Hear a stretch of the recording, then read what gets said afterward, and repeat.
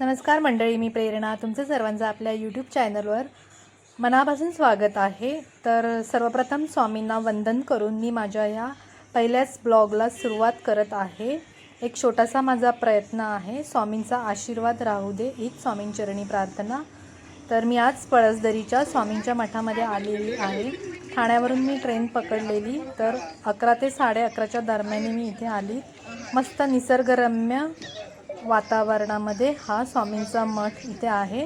इथे स्वामींचं 11 दिवस वास्तव्य होतं। तर बाहेर मी हातपाय धुतले, सर्व भक्तांना हातपाय धुण्याची मस्त व्यवस्था आहे। हातपाय धुतल्यानंतर स्वामींचं असं छान मस्त दर्शन घेतलं। इथे आल्यावर खूप मन प्रसन्न होतं। या मठाला तुम्ही आयुष्यात एकदा तरी नक्की भेट द्या, खूप सुंदर मठ आहे। इथे एकदा आल्यानंतर परत यावंसं वाटतं, एवढं मन प्रसन्न होतं। इथे आल्यावर खूप बरं वाटतं। हा एक स्वामींचा छोटासा फोटो आणि मूर्ती आहे इथे। हे छान दर्शन झाल्यानंतर गर्भगृहामध्ये खाली स्वामींची एक मूर्ती आहे, खूप मस्त मूर्ती आहे। तिच्या समोर बसून आपण ध्यानधारणा करू शकतो, खूप मन प्रसन्न होतं। आता 12 वाजले आहेत, तर आरतीचा टाईम झाला आहे, तर आरतीला सुरुवात झाली आहे।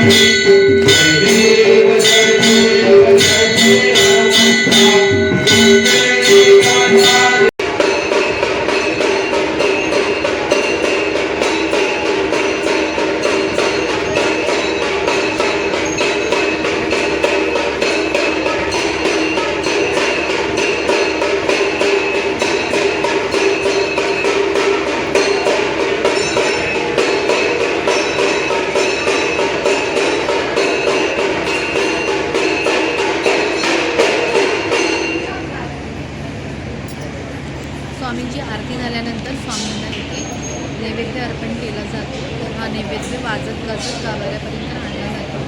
त्याच्यानंतर स्वामींना नैवेद्य अर्पण केला जातो. नैवेद्य अर्पण करत असताना दरवाजा लावून घेतला जातो. अशा प्रकारे नैवेद्य अर्पण करून झाल्यानंतर दरवाजा दर्शनासाठी परत उघडला जातो. त्याच्यानंतर आलेल्या सर्व भक्तांना जेवणाची उत्तम प्रकारे सोय इथे असते. तर इथे वरण, भात, भाजी, पापड, लोणचं आणि गोड जिलेबी असं उत्तम आणि मस्त चवीचं जेवण असतं. छान जेवण लागतं. त्याच्यानंतर जेवण झाल्यानंतर आपापलं ताट आपणच धुवून ठेवायचं. ही एक मस्त इथे सिस्टम आहे. तर तुम्ही इथे बघू शकता जेवण किती मस्त आणि खूप रुचकर लागतं. मी तर पोट भरून जेवली इथे. तुम्ही या एकदा नक्की. माझ्या चॅनलला अजूनही सबस्क्राईब केलं नसेल तर नक्की सबस्क्राईब करा, लाईक करा, शेअर करा इतरांसोबत. पूर्ण व्हिडिओ पाहिल्याबद्दल मी खरंच खूप मनापासून आभारी आहे.